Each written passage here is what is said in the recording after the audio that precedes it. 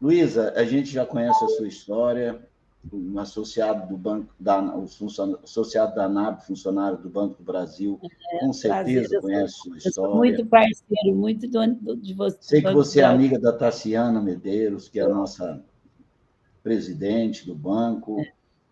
Eu sou presidente da Associação Nacional dos Funcionários do Banco do Brasil, que é considerada a maior associação de trabalhadores, de uma categoria de trabalhadores na América Latina.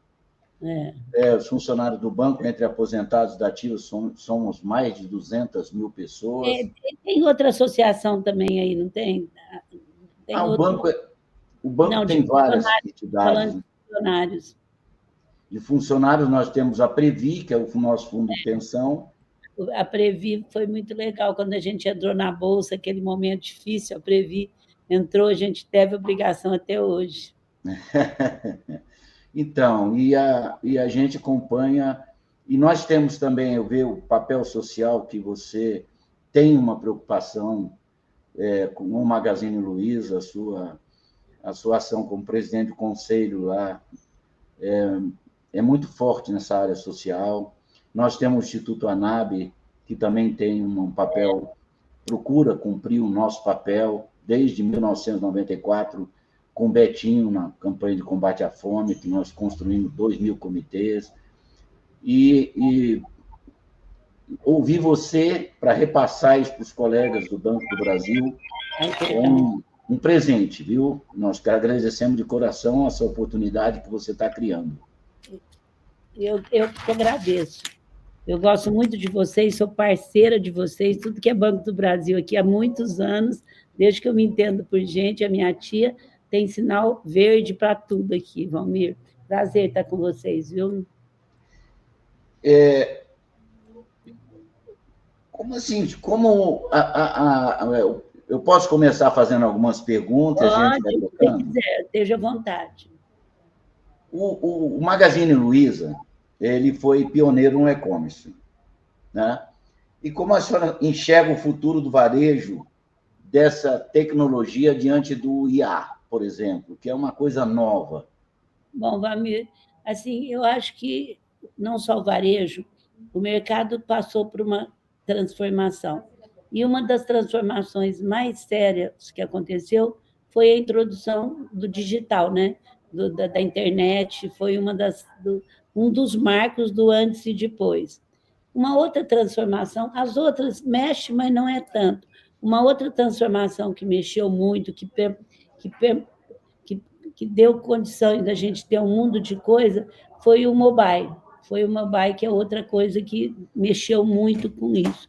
Então, para nós aqui do Magazine, são dois marcos muito importantes, que era o antes e o depois.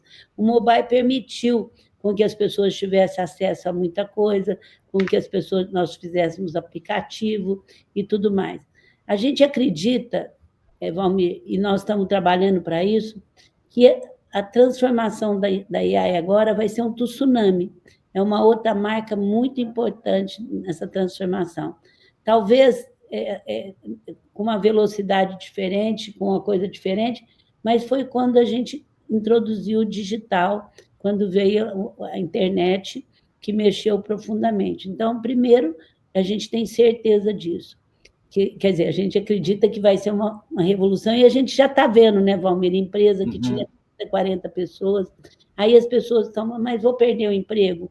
O que eu tenho falado, ontem eu almocei com 40 funcionários de destaque nosso, quer dizer, de cada área aqui no escritório, eles tiram um destaque e eu almoço uma vez por mês com eles.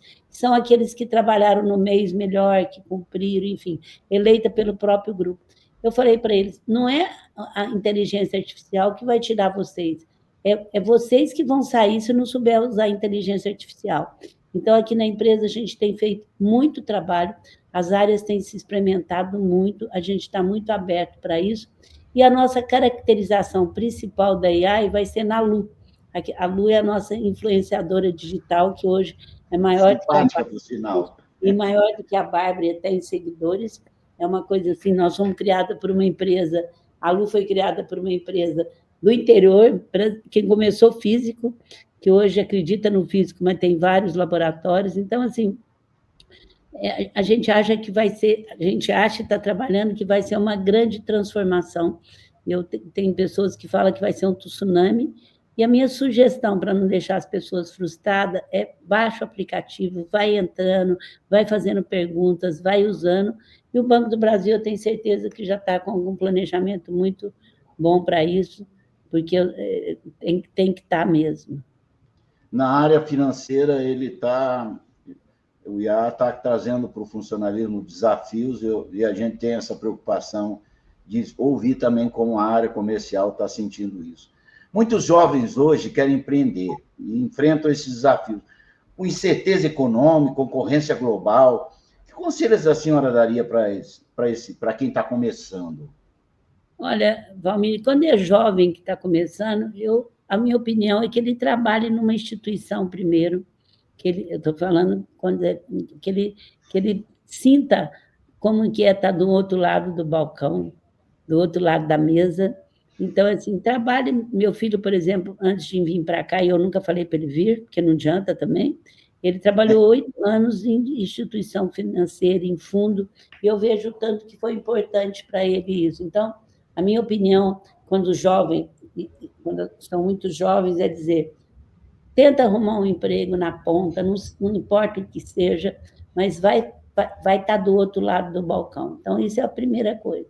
Agora, para aqueles que já estão maduros e que já estão escrevendo, já estão na boca aí de ser empreendedor, eu digo resiliência. Nenhuma empresa, a gente, consegue vencer, ter lucro, ter aquilo que você ganhava antes em menos de 5 anos de idade. Esse é o prazo de uma empresa. Então, exige resiliência, planejamento, alinhamento com um ou dois funcionários que tiver, não importa. Exige estar muito, cada dia mais, assim, inovação e atendimento vai ser as duas coisas que vão ficar. Inovação você só faz se você tiver uma cabeça aberta e a tecnologia te ajudar. E atendimento você só faz se tiver uma equipe alinhada, comprometida. E se você perceber, nós estamos voltando com muita coisa que era na década de 90. Loja física está voltando num outro formato. Atendimento do cliente está voltando para a centralização. Naquela época que a gente conhecia o vizinho, o outro vizinho sabia tudo da vida deles. Então, cada vez mais, a tecnologia está nos oferecendo conhecer a pessoa por tudo que ela gosta. Você não gosta de receber um e-mail na tua uma correspondência diz, excelentíssimo senhor, ou excelentíssima senhora para um senhor. A gente quer ser único. Meu caro Valmir, eu estou te ligando porque eu sei que você gosta disso, eu estou te escrevendo. Então, você não quer mais aquelas coisas, aquele telefone que toca e fala na gravação, os fixos de, olha, aqui é fulano de tal, fala que é uma pessoa importante e ela não está na gravação, a gente desliga. Então, assim, a pandemia trouxe muita coisa triste, mas ela trouxe uma grande evolução, principalmente na era da tecnologia, e hoje todas as pessoas têm, o brasileiro tem mais de um telefone para o brasileiro, e ele tem uma coisa muito importante, né? Hoje, as pessoas, a maioria, já estão muito bem, ou no Facebook, antigamente, agora é no WhatsApp. Então, estão se conectadas. E agora, com o Pix no Brasil, né? Eu nem tiro dinheiro, eu já dou direto para as pessoas, evita muita burocracia. Então, a mudança é muito grande, a inteligência artificial é uma realidade, ela vai mexer muito mais do que a gente pensa, o importante é estar alinhada dela e junto com ela e não tendo medo de tomar atitude com ela. Tá certo. O Banco do Brasil tem muito orgulho de ser um banco sustentável, mas a gente sabe que a sustentabilidade pode ser um diferencial competitivo, mas ele não pode ser um custo operacional só. Na sua avaliação, quais as principais ações do Magazine Luiza nessa perspectiva? Olha, eu acho que cuidar do planeta é uma obrigação nossa, né, Valmir? Para os nossos netos, para os nossos bisnetos. Então, assim, o Magazine Luiza, ele foca muito no ISG. Então, no caso de pessoas, nós somos muito voltadas, ganhamos o prêmio há 32 anos, entre os 5 melhores lugares para se trabalhar, já ganhamos de tudo, Então, assim, é uma coisa muito, muito forte em nós. A sustentabilidade, que é um outro do ISG, é uma coisa. Hoje já não custa tão caro você ter ela como você custava 2 anos atrás. E ela tem que baratear. Mas nós sempre temos foco. O nosso foco, nós somos o maior revendedor, maior vendedor de eletroeletrônico. Eletroeletrônico. Então, a gente leva para a casa do cliente muita coisa. Então, nós queremos ser o maior coletador de eletroeletrônico, todo que é eletroeletrônico no Brasil. E a gente já faz tempo, tudo com métricas, tudo anotado, e a gente faz isso já há muito tempo. E agora a gente tem todas as lojas, tem um coletor especial, pessoa que tem fio, que tem telefone que não usa mais. E as pessoas, e a gente tem feito algumas cidades gincana nas escolas. E é impressionante, Camilo, que a gente faz com escola municipal estadual, com escola particular. A gente faz 3 grupos.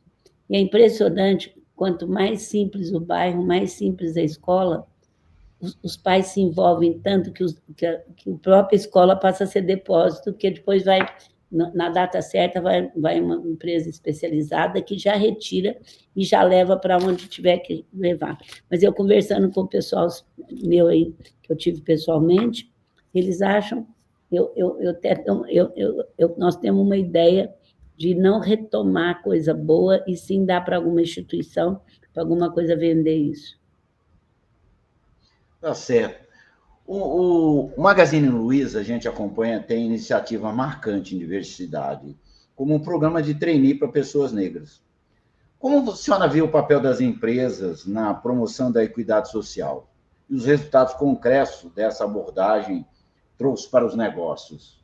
Eu gostaria de falar para vocês que, por mais que tenham pessoas que são contra ISG, presidentes que são contra, eu quero dizer para vocês que não é mais o governo e nem é o povo. Valmir, eu faço um exemplo muito simples. Nós temos 1.234 lojas físicas. Me responde uma coisa, eu vou te falar uma coisa. Se uma loja nossa tratar mal e humilhar um negro, a pessoa que está do lado pode ter 5 seguidores só. Daí um pouquinho toda a rede no Brasil está sabendo. Concorda comigo ou não? E com certeza, com certeza. Então, o que a gente tem que entender que é o consumidor que está pedindo. Ele não sabe, mas ele não aceita mais o tipo de tratamento que a gente faz. Então, é importante entender que não é mais o mercado.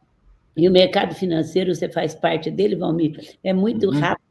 Entendeu rapidamente e ressuscitou o ISG. Quem ressuscitou?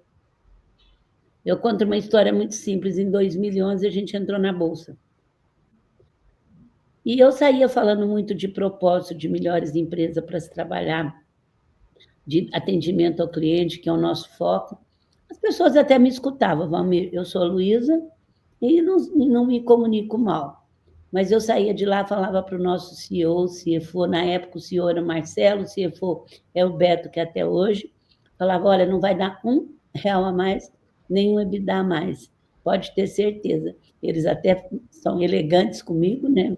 Eu era também sempre a única mulher que estava apresentando, e falei, e realmente, só que hoje, gente, o que eu não esperava, Valmir, é que 10 anos depois, o que aconteceu?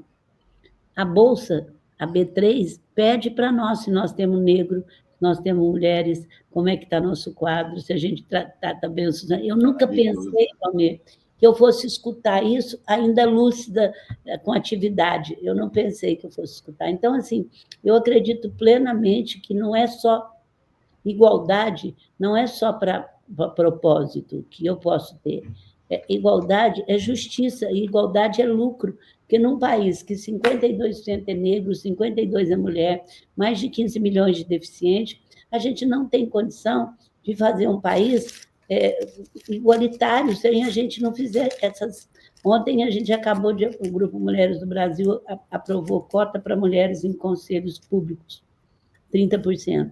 Por que a gente fez isso? Porque a mulher não é muito lembrada. Aí os outros falam, meritocracia, Luísa, meritocracia. Tá bom, se você tem uma neta e uma filha que tem condição, mas não teve oportunidade, não é porque ela não sabe, é porque ela não foi lembrada. E também não é culpa dos homens não lembrar, é culpa da instituição.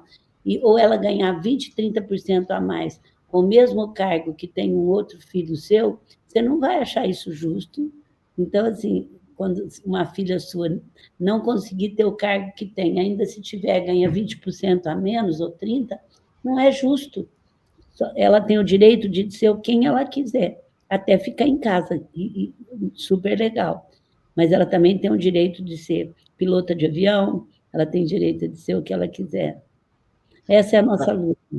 Essa aqui é. O grupo de mulheres do Brasil, que reúne mais de 100 mil mulheres em torno de causas como equidade, educação, combate à violência, como a senhora avalia o impacto real dessas iniciativas na transformação social do país? E quais são os próximos passos para ampliar essa influência?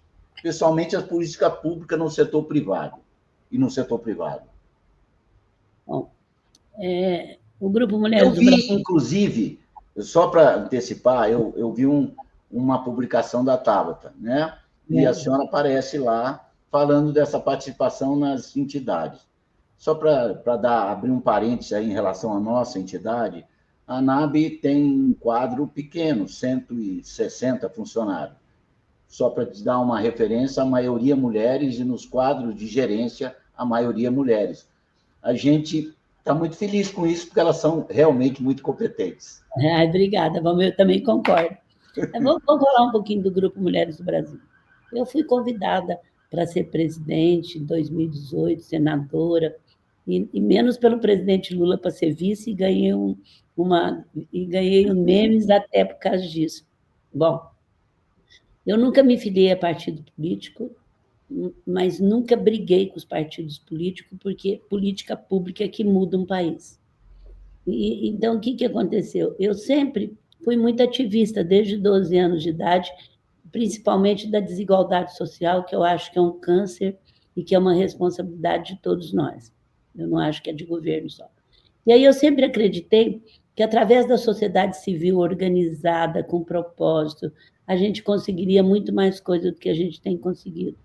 E aí nasceu o Grupo Mulheres do Brasil, que hoje tem 135 mil mulheres no mundo inteiro, de todos os segmentos. E a nossa luta, Valnir, é para que a gente consiga ter o que é justiça, o que é direito, e não é brigando com os homens, pelo contrário, a gente acredita muito na força masculina. Mas eu digo para os meus amigos homens assim, para que a sua filha tenha a mesma oportunidade que o seu filho, você tem que lutar muito ainda. Eu tenho 6 netos, 2 netas, uma de 18 e uma de 10. Eu desejaria que a de 10, daqui 6, 7 anos, falasse assim, eu não entendo a minha luta da minha avó pelas mulheres, porque ia ser tão iguais que eu achava que eu não... que ainda não vai ser, não. Então, assim, eu acredito muito a nossa força do grupo. Você lembra que nós nos mobilizamos na vacina, unidos pela vacina, a gente conseguiu levar vacina para todo lugar, sem falar mal de ninguém, sem acusar governo, era daí para frente. Cada lugar desse país tinha uma mulher, ou por telefone, nossa, nós conseguimos botar em Manaus, com a ajuda de outras organizações, porque entrou os homens, entrou o IDV para nos ajudar, a gente conseguiu deixar um legado em cada SUS desse país, ou é caixa térmica, ou é geladeira para vacina, ou é computador, tudo através da sociedade civil, sem passar um cruzeiro por nós.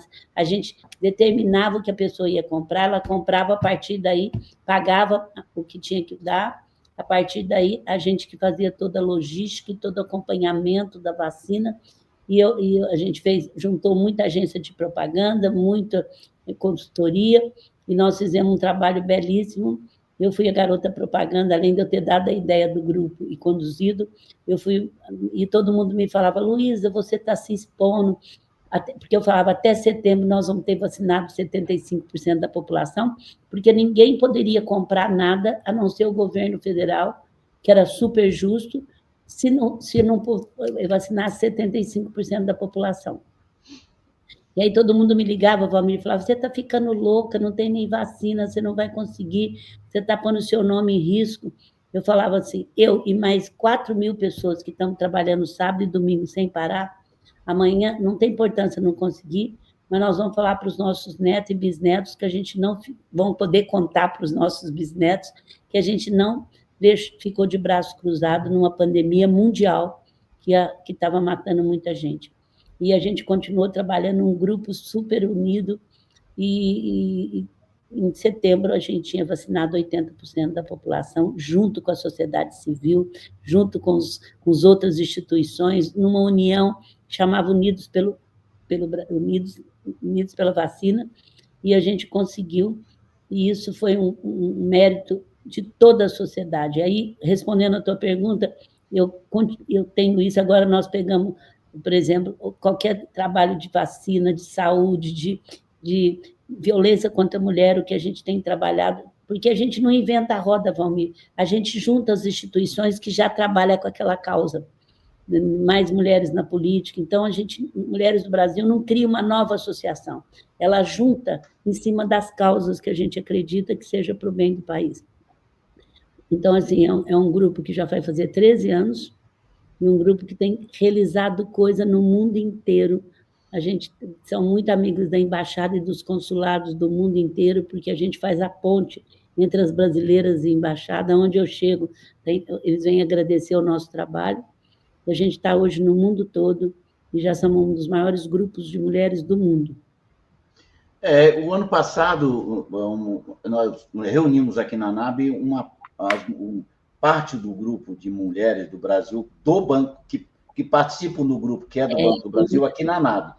Mas elas fizeram uma reunião fechada. Esse ano a gente fez de novo, mas eu fiz questão de participar. Ai, que eu disse assim, os homens têm que entrar e participar desse grupo. Não, mas Eu acho que o grupo não pode ser fechado. Eu acho que eu me ofereci para participar, ajudar no trabalho que vocês têm que fazer, porque eu acho que não dá para fazer um grupo só com as mulheres. Eu acho que os homens têm um papel que a gente ajuda a abrir portas. Eu concordo. Comprar essa briga. Os homens ajudam muito, só que no começo a gente tinha que... Não que a gente se fechou para os homens, a gente não se fechou. Os maridos das nossas mulheres estão muito presentes. Eles gostam muito, porque elas também se sentem muito bem, se sentem mais jovens, mais felizes. Então, assim, eu concordo com você.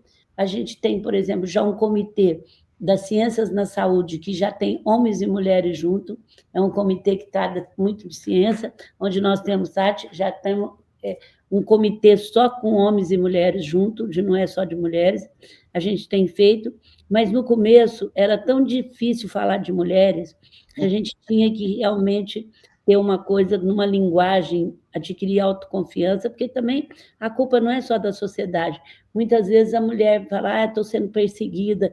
Nós não temos isso, não. Se está sendo, fala, busca seu espaço com educação, com jeito, mas não vamos sair desse papel de vítima. É o nosso trabalho muito forte. Então, a gente teve que trabalhar, mas agora a gente cada dia se abre mais. E a gente não, por exemplo, a vacina, cada região nossa tinha um presidente, homem, nos ajudando em cada região desse país. E tinha uma mulher do Brasil junto. Estamos juntos, tem que estar sempre juntos. Obrigada. O Instituto Luiza Trajano tem um papel transformador, ao conectar o empreendedorismo, educação e impacto social. A senhora podia falar um pouco, e qual o desafio que a senhora tem hoje, um sonho, quem sabe, como é que a senhora vê o Instituto daqui a 10 anos, por exemplo? Primeiro, a gente não tem instituto ainda. Nós temos uma área na companhia que trabalha o dinheiro da família para todo esse tipo de doação. Eu tenho questionando ainda qual tipo, mas é como tivesse, a gente tem uma área um comitê dentro do Magazine, a família, quando faz retirada, ela coloca um dinheiro para as causas que nós acreditamos. Então, assim, é assim que funciona. Então, nós investimos muito, muito, muito, até porque a gente perdeu uma funcionária em violência contra a mulher. Então, é uma área que o Magazine não só investe ele, como ele também ajuda mais de 40 ONGs, não só financeiramente, como também de governança, de tudo, espalhada por esse Brasil que trabalha a violência.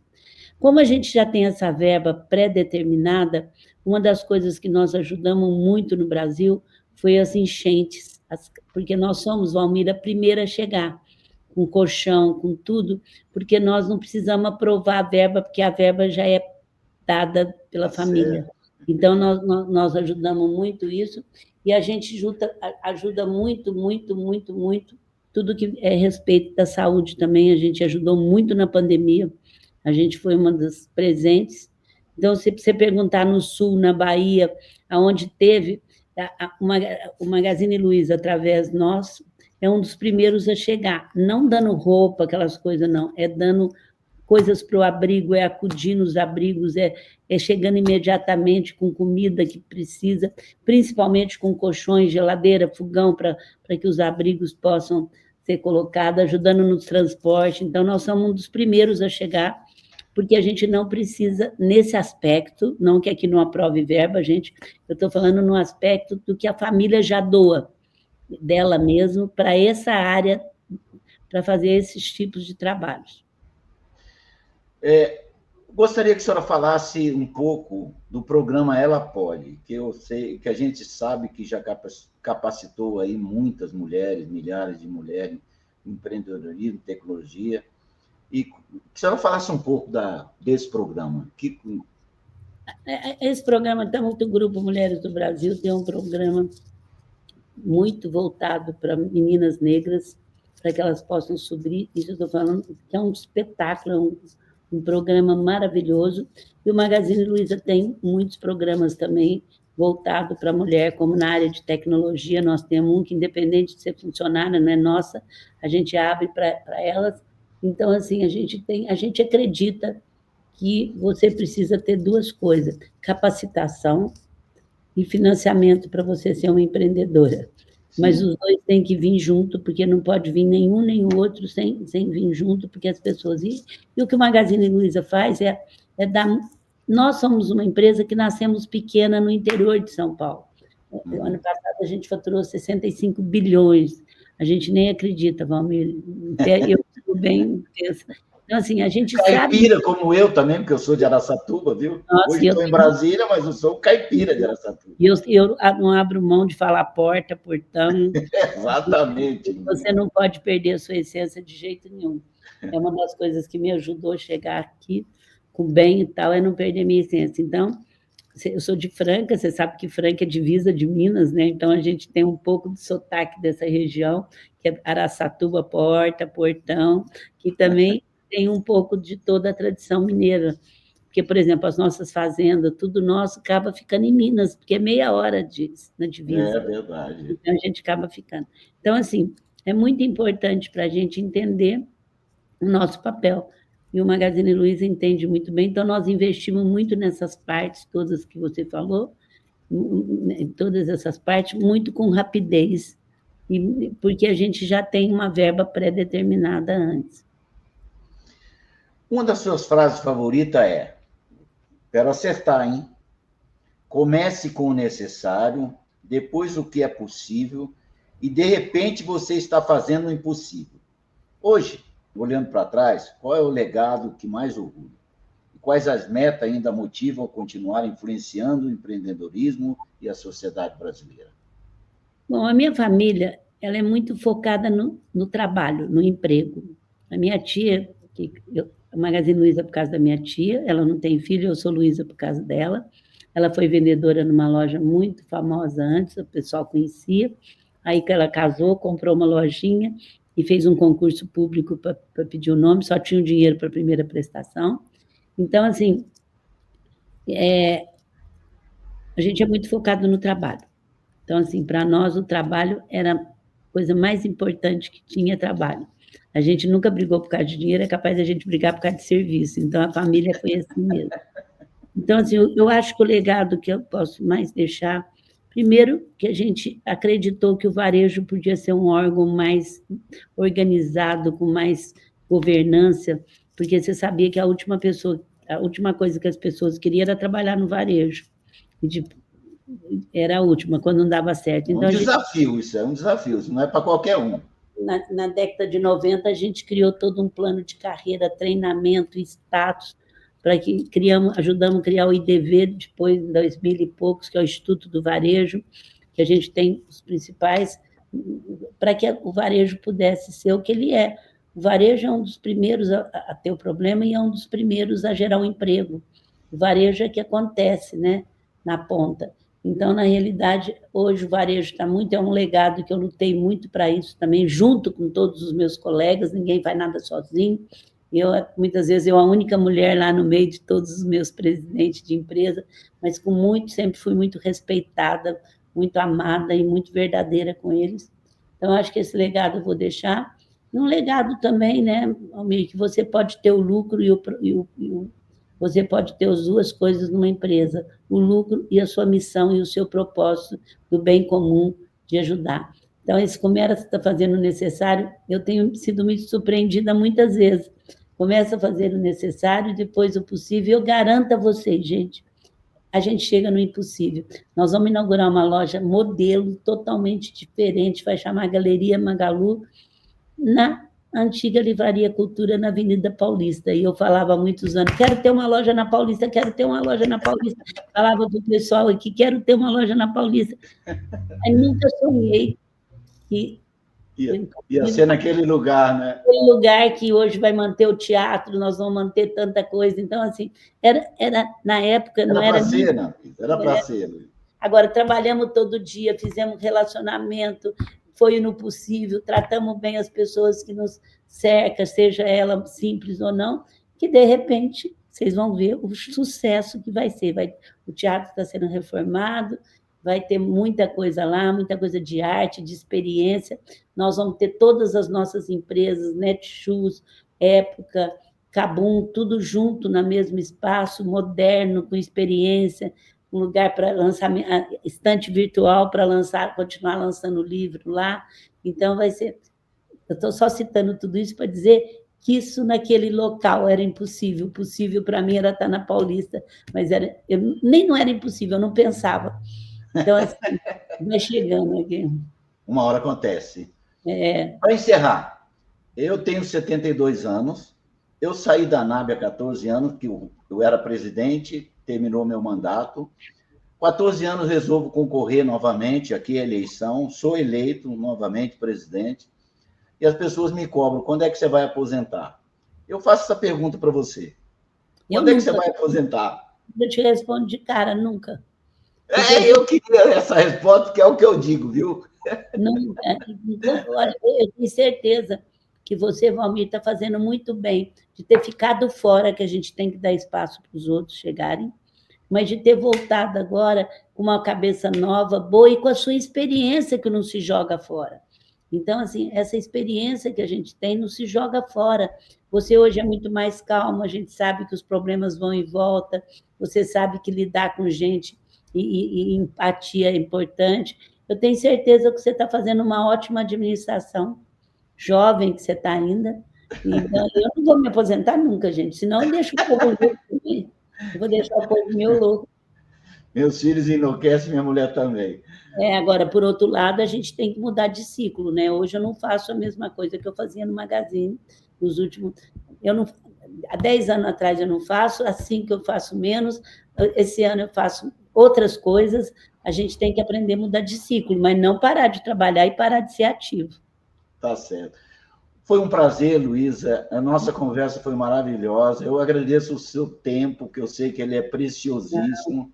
É um prazer. Os associados da ANAB, os colegas do Banco do Brasil vão adorar ouvir você. Nós vamos transformar também essa entrevista numa entrevista do material físico. Quase 100 mil jornais chegarão na casa das pessoas. Deixa eu tirar uma foto nossa aqui, posso tirar? Pode. Olha, vamos tirar uma foto aqui, ó. Tirar uma foto? Aqui deles, aqui. Nós dois juntos, eu e Valmir.